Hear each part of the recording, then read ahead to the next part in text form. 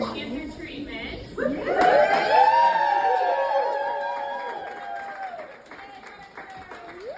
Parker has been through surgery, multiple rounds of radiation, and lots of months of chemotherapy, and through it all, she has remained her happy, sparkly princess self. She's had more strength and resilience than any 3-year-old should have, and we know that she wouldn't be able to do it without her amazing family and all of your support here. So we're here to celebrate all of that and all of you. Yay, Parker!